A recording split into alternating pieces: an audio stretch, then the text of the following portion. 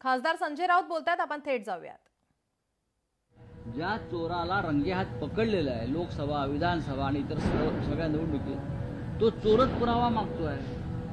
आणि चोर पुरावा कोणाकडून मागतोय? हा, सांगा ना तुम्ही. हे चोर आहे, त्यांनी चोऱ्या केलेल्या आहेत. त्याच्यामुळे आमचा प्रश्न निवडणूक आयोगाला आहे. भारतीय जनता पक्षाला उत्तर द्यायचं कारण नाही. आमचा प्रश्न संविधानिक पदावर बसलेल्या संस्थेला आहे. ते उत्तर देतील. भारतीय जनता पक्षाला किंवा मिंद्यांना मिरच्या का लागत आहेत? हा, त्यांची मिरच्या लागल्यावर जी काय झोंबल्यावर तडतड तडतड होतं ना, ते का होत आहे? याच्यातच खाई त्याला खवखवे, ही मराठीमध्ये फार चांगली म्हण आहे. किंवा चोराच्या मनात चांदणे. बरं, चोराच्या मनात चांदणे. आम्ही सवाल विचारतो निवडणूक आयोगाला, जसं केंद्रात राहुल गांधी सवाल विचारत होते मुख्य निवडणूक आयुक्तांना. उत्तर कोण देत आहे? तर भाजपचे नेते. काय गरज आहे तुम्हाला? निवडणूक आयोग ही जर स्वायत्त संस्था असेल तर आमच्या प्रश्नांची उत्तर आणि आमच्या शंकांचं निरसन हे फक्त निवडणूक आयोगानं करायला पाहिजे. जर भारतीय जनता पक्ष उत्तर देत असतील किंवा मिंदे उत्तर देत असतील, याचा अर्थ निवडणूक आयोग आणि ह्या सगळ्या लोकांची मिलीभगत आहे. हे जॉईंट व्हेंचर आहे भ्रष्टाचार आणि घोटाळे करण्याचे. राऊत साहेब, आणखी एक काही मराठी प्रश्न होते. अलीकडच्या काळात ज्या प्रकारे दोन भाऊ ठाकरे बंधू एकत्र येत आहेत, उपमुख्यमंत्री एकनाथ शिंदेची प्रतिक्रिया येते आहे की यापूर्वी भाऊबंदगी या नाटकाचे प्रयोग खूप गाजले. सध्या मनोमिलनाचं प्रमोशन सुरू आहे.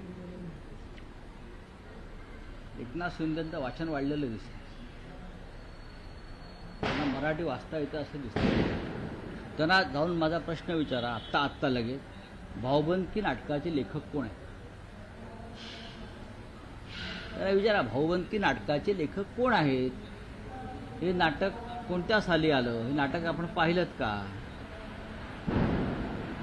इतिहास काळामधली भाऊबंदकी नष्ट झाल्यावरती या राज्यात शिवशाही अवतरली. कृष्णाजी प्रभाकर खाडीलकर हे त्या नाटकाचे लेखक.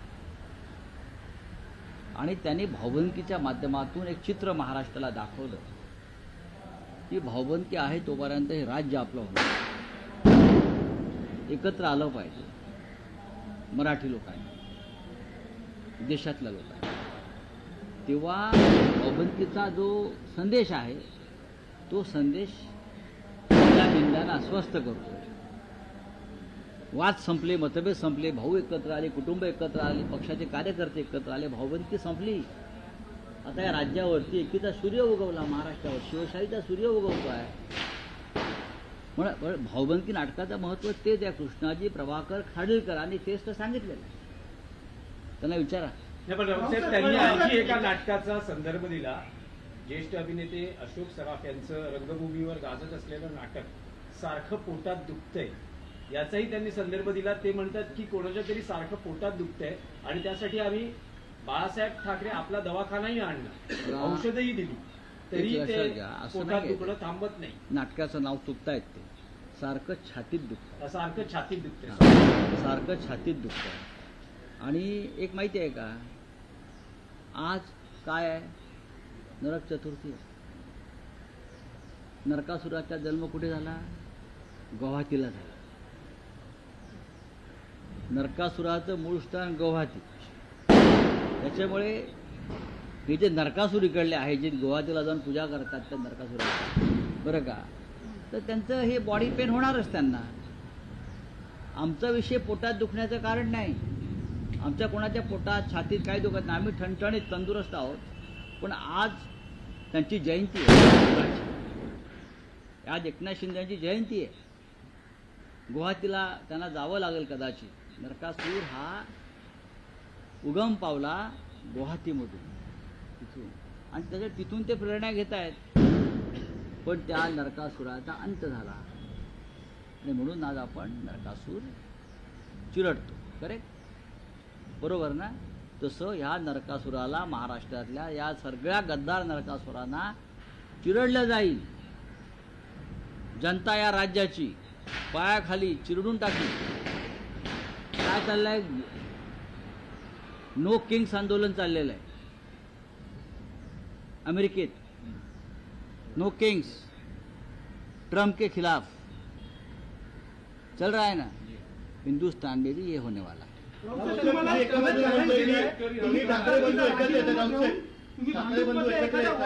मात्र शिंदेच्या शिवसेनेने आढावा घेतला. राज्यभरातले कार्यकर्ते भाजपसोबत जायला तयार नाहीये. स्थानिक स्वराज्याचा त्यांचा प्रश्न आहे, त्यांचा प्रश्न. तुम्हाला चॅलेंज केलेलं आहे मंत्री शंभूराज देसाईंनी. अरे जाऊ द्या. राजकीय राजकारणाचा प्रश्न आहे. राजकीय राजकारणाचा प्रश्न आहे. बिहार निवडणुकांमध्ये आपण बघितलं की काँग्रेस लढत सगळी इंडिया अलायन्स होतं. पण आता तिकीट वाटप किंवा जागा घोषित होत असताना स्वतंत्रपणे प्रत्येक जण आपापल्या उमेदवारांची घोषणा करतो होय, आहे. त्याच्यावरती ऐक्य दिसत नाहीये. एवढे दिवस जे दिसलं ते आता पाहू. आता तुटीच्या उंबरठ्यावर. त्याच्यावरती सगळ्यांना चिंता वाटते. ठीक आहे.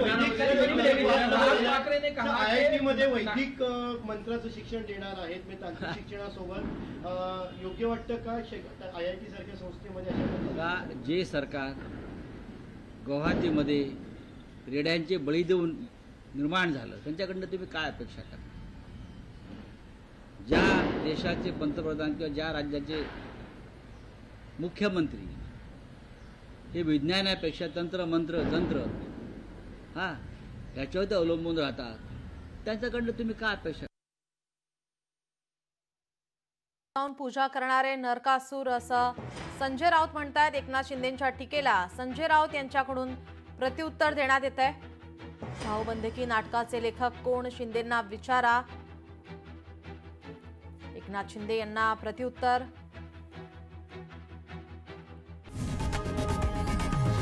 लोकशाही मराठी ऐका, पहा, जागरूक रहा.